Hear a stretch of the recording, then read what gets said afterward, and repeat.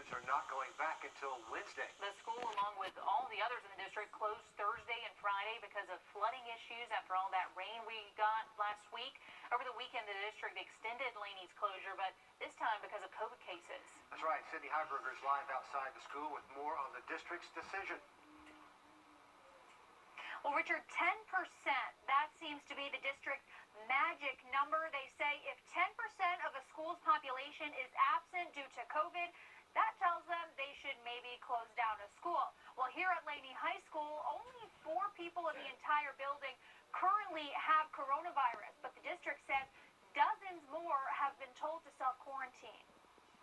Out of the 257 face-to-face learners at Laney High School, about 18% are at home with COVID or are self-isolating. As of Friday, that was 4 positive student tests, and they have about 41 or 42 students who are in quarantine. But when it comes to closing down a school, district spokeswoman Laney Ross says it's more than a numbers game. The administration at the high school asked that we just close for a couple of days to give them an opportunity to reset. The decision to close down the school ultimately came from the school system, but it started with a specific request from the Laney administration. They just wanted a couple of days while some of those student test results came in to just have an opportunity to, again, do some education and some deep cleaning. And that specific request is why the district says they closed that one school rather than all 20 schools that currently have positive cases. We evaluate for schools on a case-to-case basis. Meanwhile, the 257 in-person learners at Laney High won't be learning at all until school reopens on Wednesday. When we closed schools on Thursday due to flooding, we didn't anticipate an additional closure. There wasn't a preparation for them to have additional assignments. But as Ross says, learning takes a back seat when it comes to health and safety. And of course, the district tells me this closure gives them some extra time to get into some more deep cleaning and sanitizing. Meanwhile, Spirit Creek Middle School over in Hepzibah was closed for 2 weeks due to COVID concerns. Guys? Schools learning to be flexible. Sydney, thanks very much for that. Only 21 new cases reported across our local hospitals today. AU Health seeing 18 new cases, 5 more hospitalizations there. At University Hospital, they've seen 4 new cases since Friday. Some good news over the weekend, 11 COVID patients got to go home, leaving them with only 19 patients in the hospital. Doctors seeing 3 new cases since Friday. They have 2 fewer people in the hospital there. Aiken Regional Medical Centers with 5 new cases and 6 in-house patients. And the Charlie Norwood VA seeing 4 new cases since Friday. Now for some good news, we can all use the weather. Riley, I'm trying not to run out and buy all the pumpkin things and bring out my scarves too soon. I know it. This is what we sometimes call Fool's Fall. Just kind of a little brief preview of our cooler months ahead. But yes, officially tomorrow is the official start of fall, and it is feeling like it, folks. High temperatures today about 10 degrees below average, stayed in the mid-70s at both Bush and Danielfield. And this morning we were waking up in the 50s and expected to continue those cool numbers into tomorrow.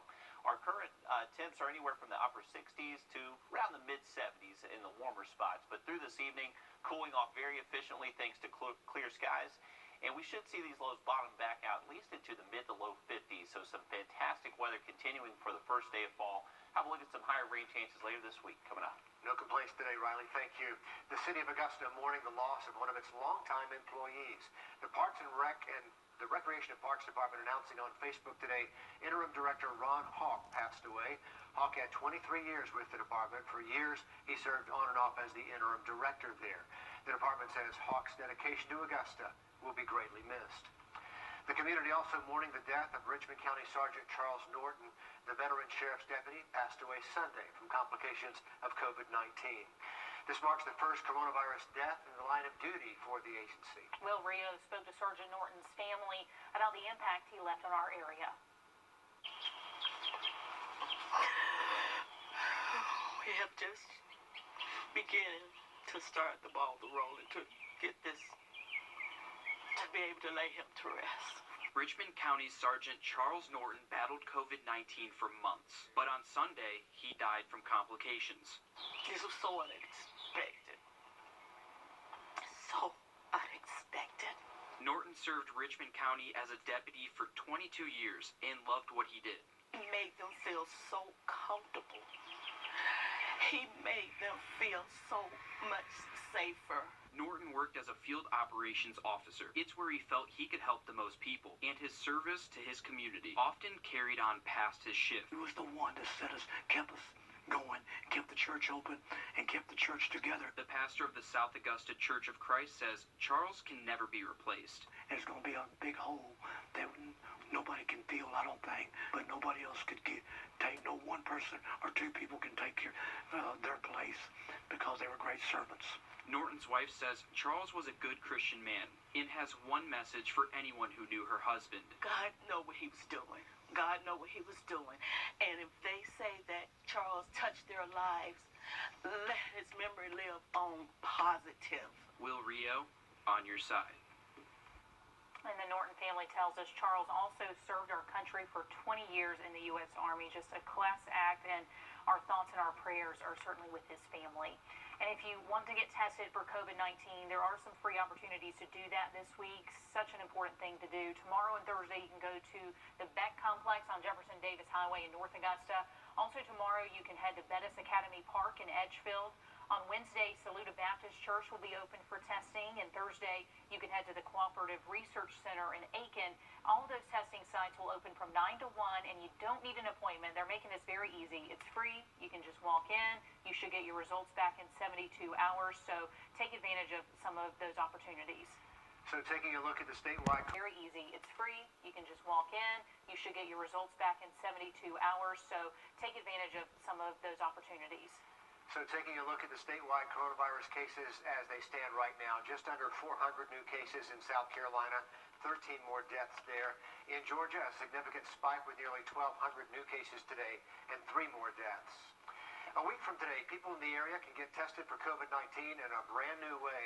AU Health announcing this afternoon they're offering saliva testing starting next Monday. Brady Trapnell spoke with AU's Chief Medical Officer today. And Richard, we reported Friday that this would be happening, but today Dr. Kuhl told me that they were ready to share more details. AU Health's Gym Lab will be the first in the state of Georgia to process saliva tests.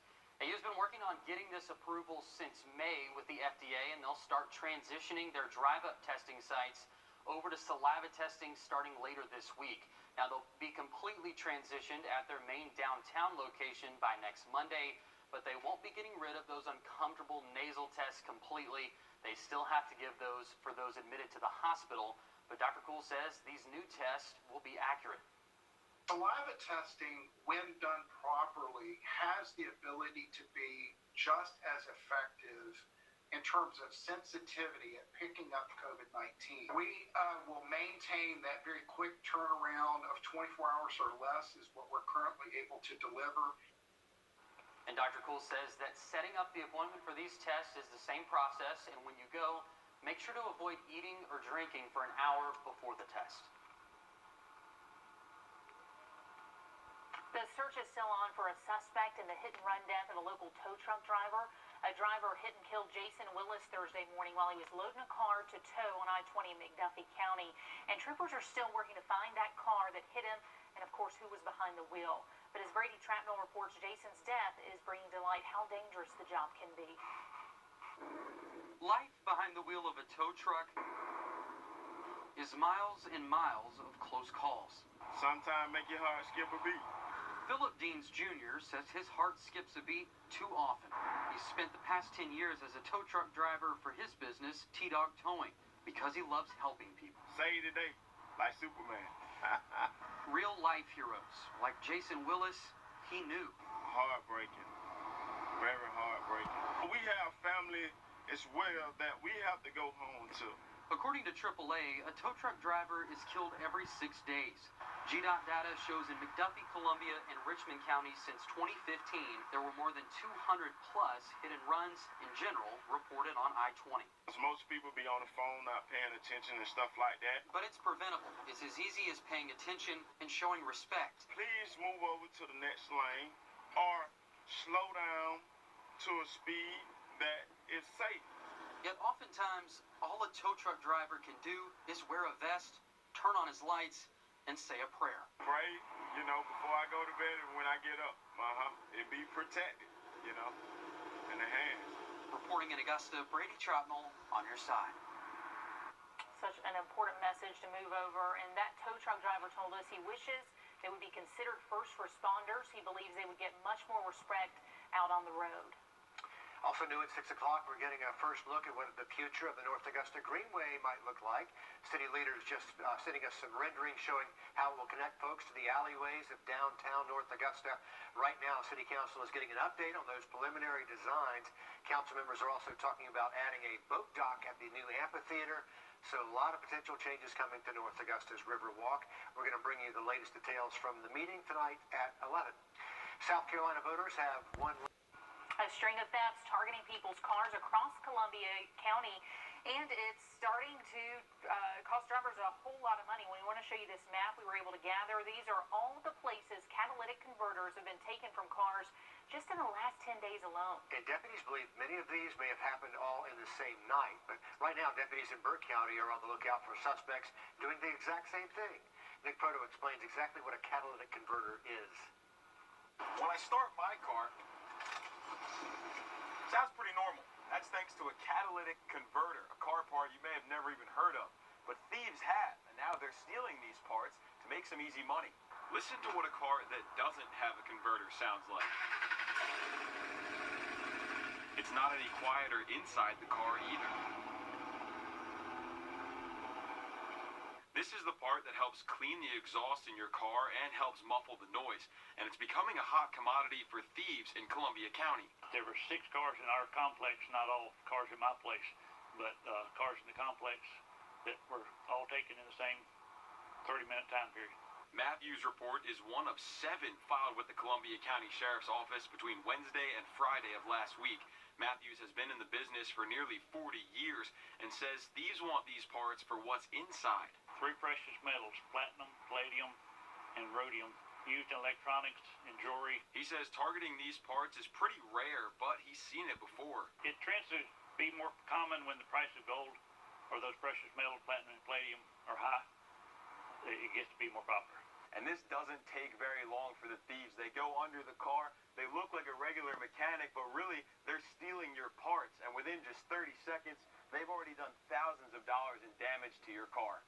He says usually these parts last the life of the car, so they don't even carry them in the shop, meaning if yours gets stolen, it's an even more expensive fix. Matthews says thieves tend to target elevated cars, so my Honda Accord here is probably fine, but if you've got a truck or a van, you may be an easier target. In Columbia County, Nick Proto on your side. All right, to weather now on a day where we have absolutely no... North Augusta city leaders looking at a plan to extend the Greenway through a neighborhood. Greenway access can add to the value of any neighborhood, and people living along Bluff Avenue will be happy to hear that. Though a $1 million plan would connect with the Greenway near the Crystal Lake area and then run right along Bluff Avenue all the way over to West Avenue. But as Celeste Springer reports, those same neighbors would have to give up some of their yards to make it happen.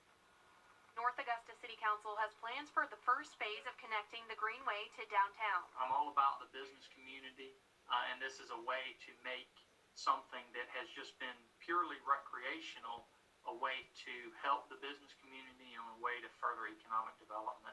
It involves connecting the Greenway to this corner of West Terrace and Bluff Avenue. A 8-foot wide sidewalk could run down Bluff Avenue towards the municipal building. This is a streetscape project as well, so it's going to put underground the storm system, it's going to add curb and gutter, street lighting, and so forth. So it's really going to improve Bluff Avenue. People living along Bluff will see the benefits, but the project could take some of their yards and cut across driveways.